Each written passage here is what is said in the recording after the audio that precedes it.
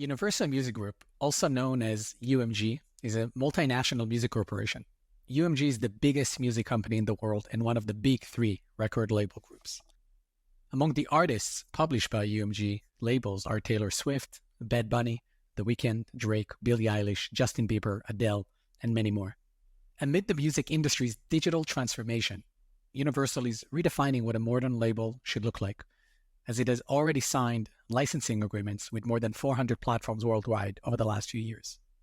Naturally, we're all incredibly curious to know how UMG thinks about virtual worlds, gaming, and what the next iteration of the internet means for record labels, artists, and fans, which is why I'm really excited about hosting on the show Alvaro Velilla, SVP of New Business at UMG, for a conversation about the future of music as the internet evolves from 2D to 3D, and what it all means for UMG's labels, artists, and the music industry at large. We're also going to talk about the terrific partnership between UMG and Supersocial on Roblox. As Senior Vice President of New Business at Universal Music Group, Alvaro is devising and implementing UMG's new business strategy with a particular focus on new business models, immersive experiences, gaming, and Web3. Prior to UMG, Alvaro was head of business development at Soundcloud, where he was responsible for strategy development, partner management, opportunity modeling and assessment, API integrations, and affiliate programs. And prior to SoundCloud, Alvaro was the founder of Pulselocker, a music streaming service built to be integrated in music performance applications, which was acquired by Beatport in 2018. As always, everything discussed on the podcast is not a financial advice and aimed at educational and entertainment purposes. Thank you, and I'm really excited for the episode with Alvaro. The Metaverse is emerging as the next big technology platform and promises to be the next frontier for human experiences on the internet. Into the Metaverse covers companies, technologies, and trends that are bringing these promises to life. Join creator and host Jonathan Ross Friedman, founder and CEO of Supersocial, as he interviews the brilliant minds that are building, shaping, and investing in the Metaverse. Alvaro, I'm so excited and delighted to welcome you on Into the Metaverse. We've been talking about doing this episode for a long time, and here we are. And you are in a pretty remarkable location at the moment where you're recording this episode. Do you want to share with the audience where you're at? Yeah, absolutely. We are at the Interscope Studios in Santa Monica, across the street from Universal Music Office. Very, very iconic, very unique place. Designed by John Janik, president of Interscope Records. A labor of love, an incredible place where so many, iconic artists, they hang out, they record, they create. So yeah, I thought it was a great sort of location for this, for this episode.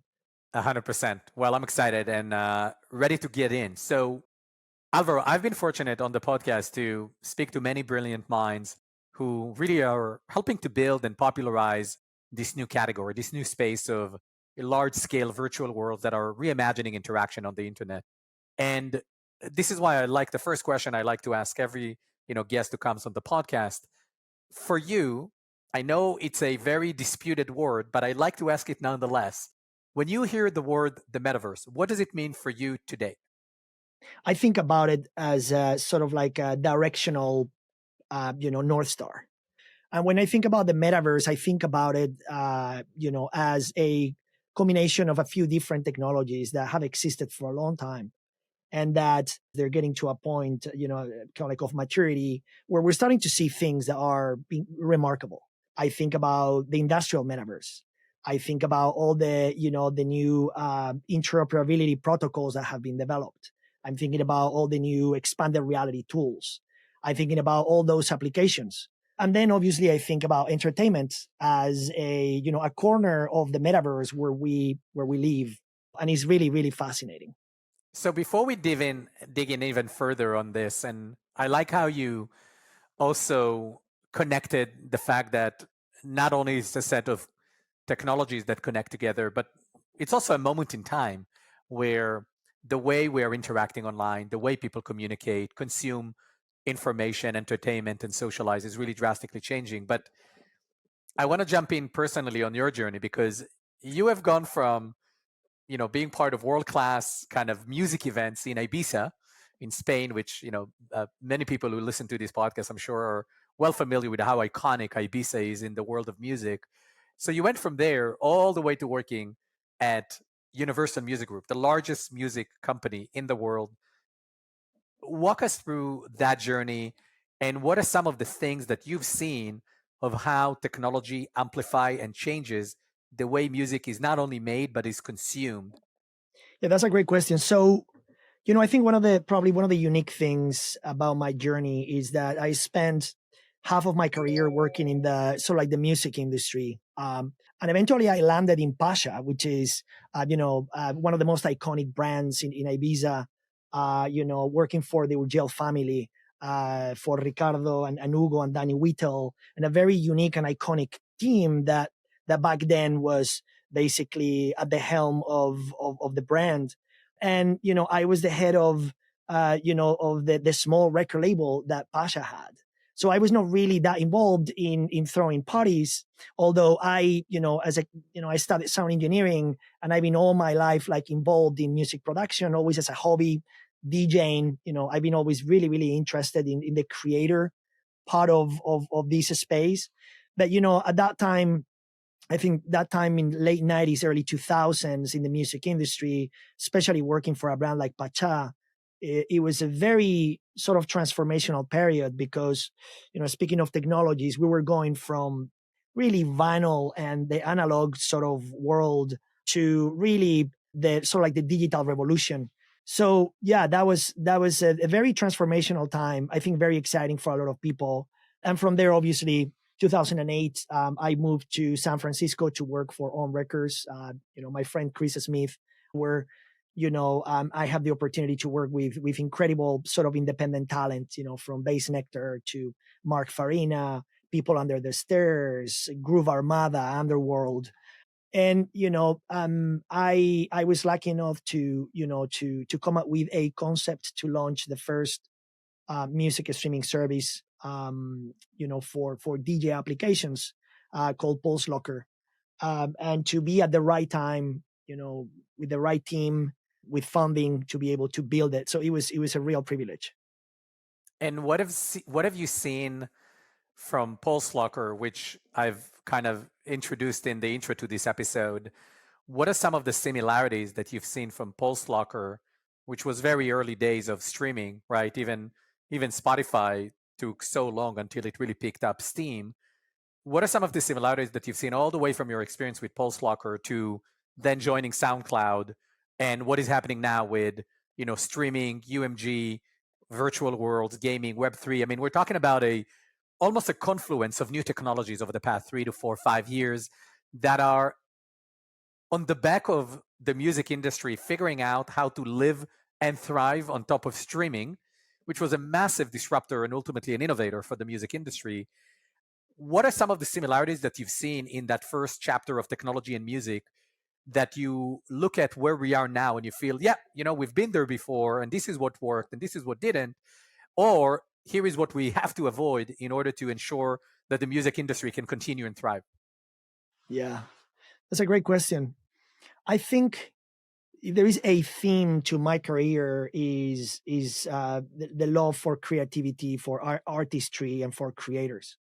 And Pulselocker was born out of love and out of a lot of respect for the creator community. There are very few creators that are more influential than DJs, and I felt that at that time, the DJ space and the tools that the DJs were using were really behind what was really happening on the music streaming. Sort of like the mass market music streaming. From Pulselocker, Pulselocker was acquired in 2017 by Beatport, which is the largest, sort of electronic music download streaming portal. And from there, I went to SoundCloud. My friend Eric Walfors, one of the original founders of SoundCloud, who is also an incredible music producer. And SoundCloud for me is number one, a very, very relevant platform. Speaking of creativity, speaking of creators, it is a two-sided platform where, what you see is music fans that are hyper engaged. They become creators.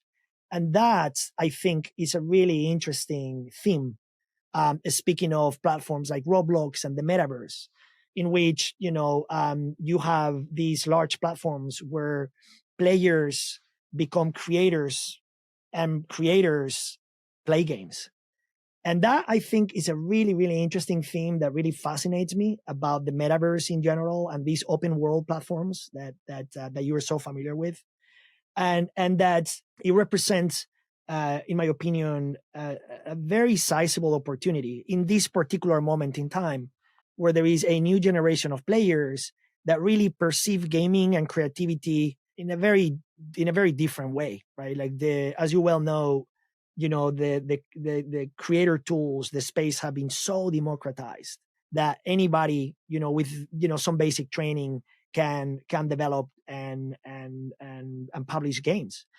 I actually think that is such an interesting analogy that you and I haven't made before in our countless conversation, which is how similar SoundCloud is philosophically to Roblox. SoundCloud was essentially, potentially, the first large scale user generated music platform, right? And, a lot to be said on if and how SoundCloud could have been 10 times, 20 times, 50 times bigger.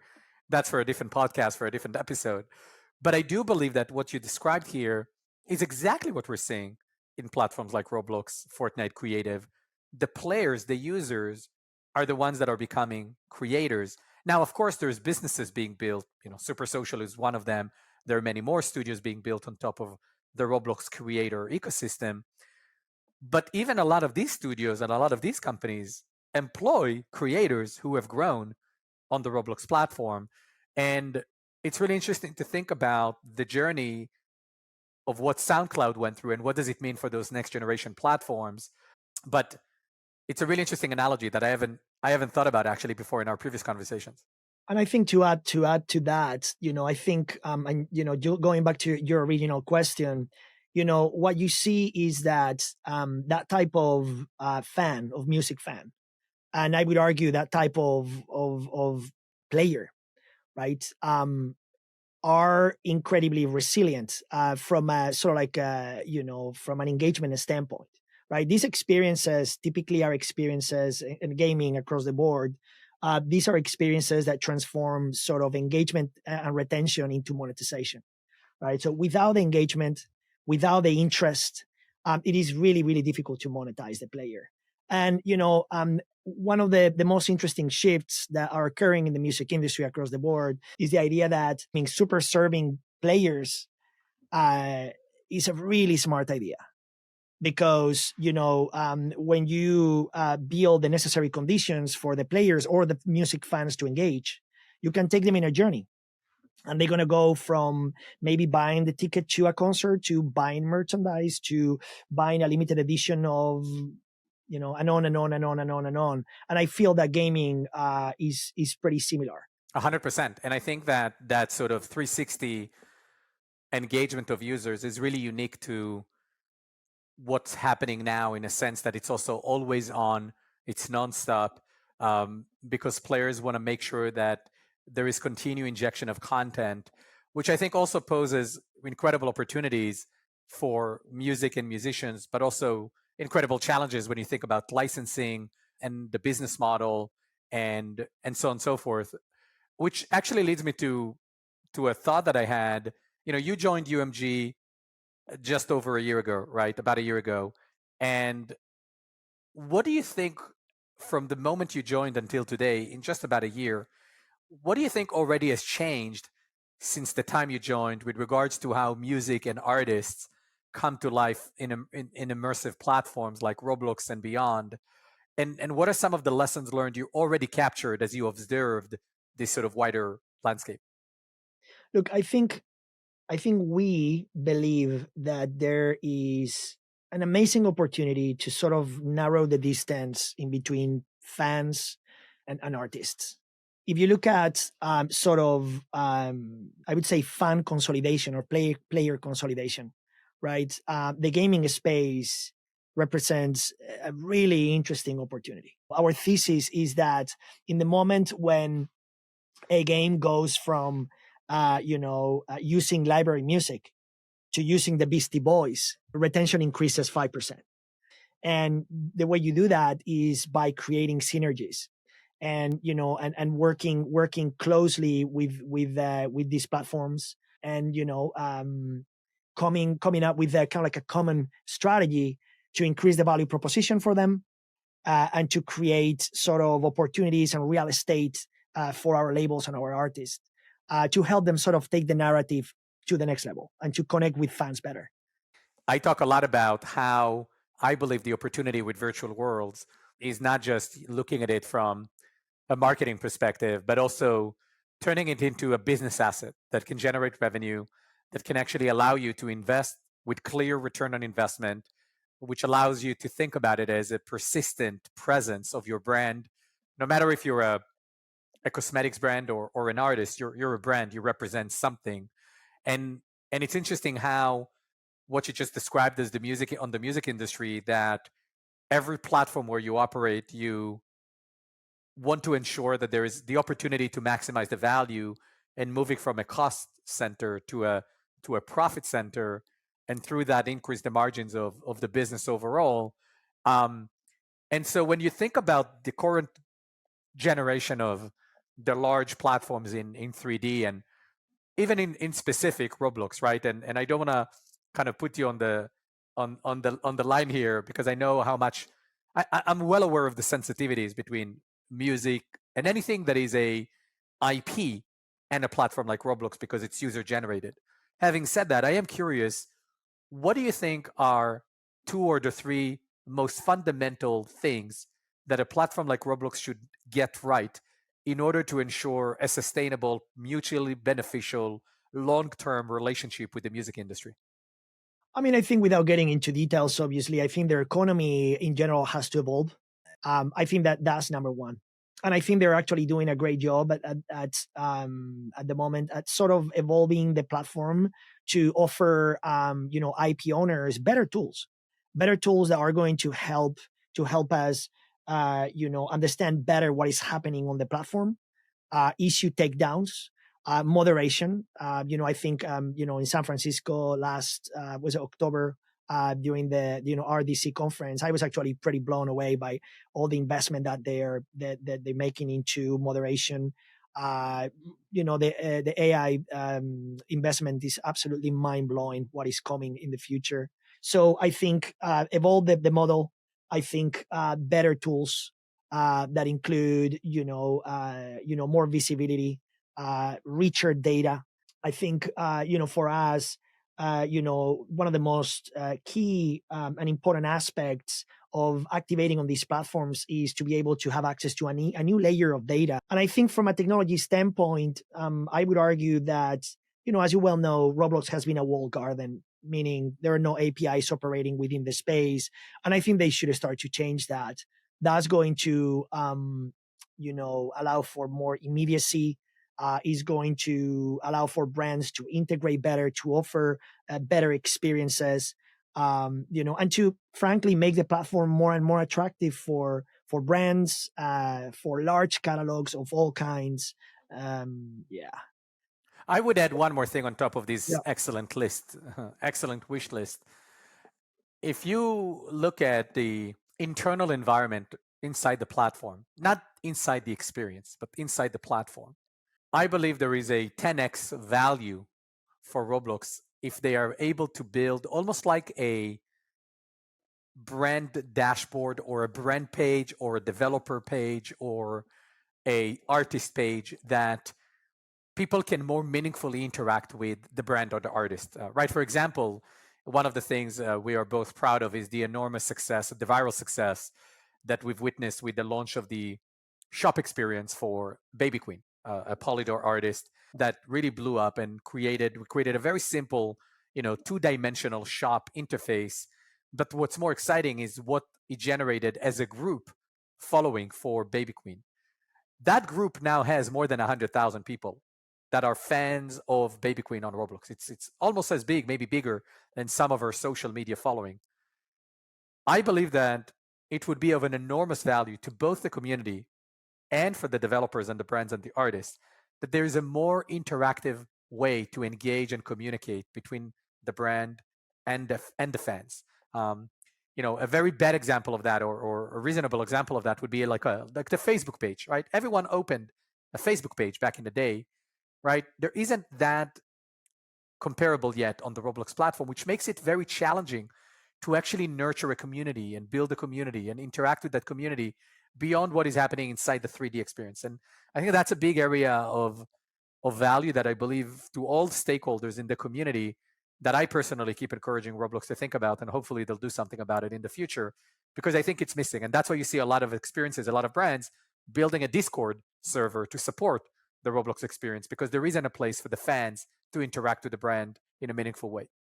Yeah, I would say two things. I think, one of the most important and key aspects for any brand, really, absolutely for UMG, labels, is that, one of the challenges has been that up until this point, what happened on Roblox stayed on Roblox, right? And I think the next step is that what happens on Roblox has an impact in real life. And I think, the team knows it.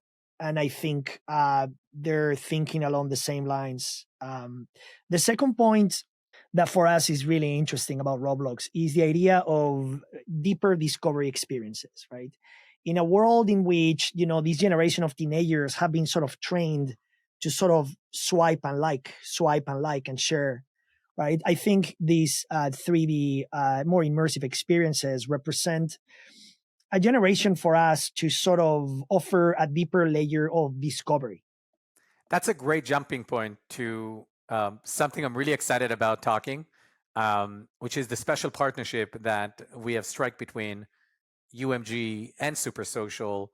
And maybe perhaps before we dive in, I just want to say to the audience that what we've launched this week together on Roblox is, in my mind, a really kind of a game-changing virtual world, and how we can bring really music into virtual worlds in a way that is immersive, tapping into some of the things you've mentioned, Alvaro, around reimagining the fan experience, connecting the IP with a persistent presence, with monetization, with the ability for users to really connect with their favorite music in a whole new way, which is why, this week we've announced Beat Galaxy, which I'm really excited about. And I wanted to ask you, first and foremost, how do you think about what is Beat Galaxy?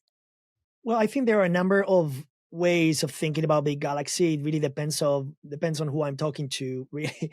If I was talking to my son or to any other Roblox player, I would explain Beat Galaxy as a new, very, very exciting, experience on Roblox, where they're going to learn about music, where they're going to have the opportunity to experience, artists of the highest caliber on a regular basis, with a phenomenal soundtrack by UMG labels, where there is a really great story, full of challenges and side gigs. And you guys have done an amazing job at building that narrative and that storytelling. If I was talking to another executive, what I would say is that Beat Galaxy is sort of maybe a new way of entering the space, and a different approach. There is a lot of learning that is happening at the moment. We believe it's a very, very solid shot at bringing music at scale to the Roblox community, a new piece of infrastructure that is going to provide UMG labels, incredible speed to market to support, UMG artists. And to be honest, I think it's beyond the major accomplishment of launching really a UMG-led music hub on the Roblox platform, which in and of itself is incredibly innovative and also taps into what the community cares about, which is fun and engagement, and powering that up with licensed music from the very best artists and the very best labels in the Universal Music Group. What you mentioned, I believe, is a massive unlock, because we have seen concerts, quote unquote, in the metaverse for the past 3 years, from Travis Scott to Lil Nas X and different artists that came to the Roblox platform. And one of the things, Alvaro, that you and I talked about from day one was really that these are all moment in times that don't scale.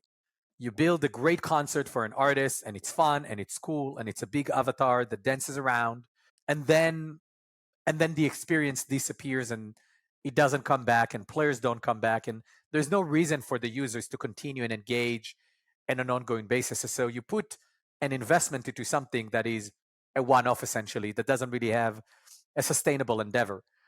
I think here what's really innovative from a label perspective, and certainly from UMG perspective, I believe, is that we've built almost like a platform for UMG artists and labels to plug in a rapid way, in a modular way, in a way that is way more cost effective, because they don't need to build everything from scratch on their own and make a big bet that will cost hundreds of thousands, potentially even millions of dollars to actually bring to life. Instead, they can activate and integrate into an already plug and play environment built, fully owned by UMG, that is making itself available to artists and labels in the UMG group. And I think that is an incredible moment that I believe will really set the tone to how music companies and labels and artists should think about this, not just on Roblox, but also in other platforms as well.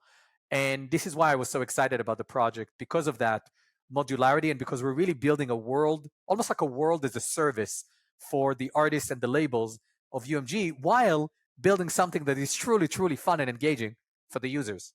Universal Music Group is a large, conglomerate of brands and amazing labels and artists. And the idea was to sort of build that range of opportunity and, the ability to do it fast and in an effective way.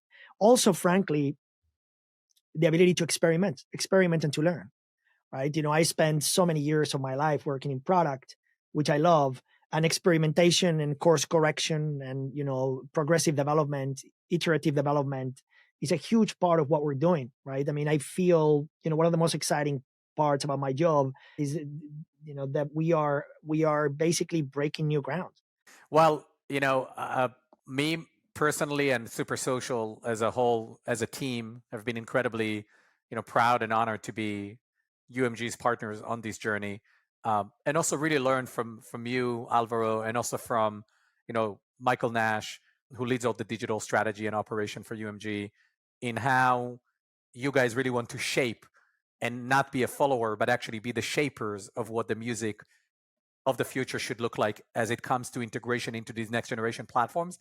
What's really exciting is that we're really at the very, very, very early stage of virtual worlds and gaming, and how music comes in a much more interesting way, in an immersive way, in a way that reimagines music experience for fans. And I think the next decade is absolutely going to be incredibly innovative. And I'm hopeful and I'm certain that UMG is going to be at the forefront. But I want to ask you the last question, which is, what are you excited most for the next 12 months? Obviously, Big Galaxy, as I mentioned, and the ability for UMG labels to bring their artists to Roblox at scale is definitely one of the most, is at the forefront of our efforts. The second, I think, project that we're very excited about and theme is another project that we've developed with Stinger. We're calling it Boombox, and Boombox is the first time that we are bringing a sort of like a music at scale Roblox. We launched on Twice Square a few weeks ago, and we're going to be expanding and integrating Boombox across hopefully some of the largest Roblox experiences.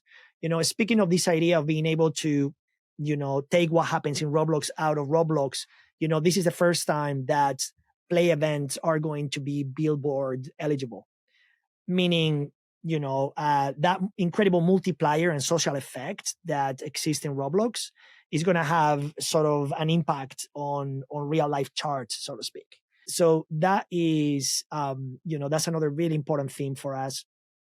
And I think lastly, the conversations that are happening across the entire gaming space. We are engaged with so many companies that are looking to to integrate music in a deeper level, and they see that there is potential for that synergy that we were talking about before.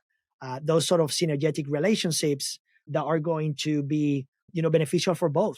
I wanted to mention a data point that I've been looking at, which is the fact that, if you look at, a product like Unity, only in 2022, I think there were hundreds of thousands of games and experiences developed and launched. But if you look at the amount of products, experiences, games that actually include, licensed music, it's incredibly small. What you realize is that there is a large opportunity to take music and integrate it into these experiences. And it is not a zero-sum game. We believe that we can grow the business by integrating music into all these experiences. So we are here to grow the space, and we believe to make these experiences better. Alvaro, this has been so much fun. We covered so much ground. We celebrated the launch of Beat Galaxy together, which I know is going to be making such a huge impact. And I really appreciate you sharing your perspective on music, virtual world, metaverse, gaming, and why it's also important for Universal Music Group. So Alvaro Velilla, SVP New Ventures at UMG, thanks for joining me. It's been a blast. Thank you so much, Jon. This was great. Thank you so much for listening to this week's episode of Into the Metaverse. We hope you learned a lot and explored new aspects of the metaverse.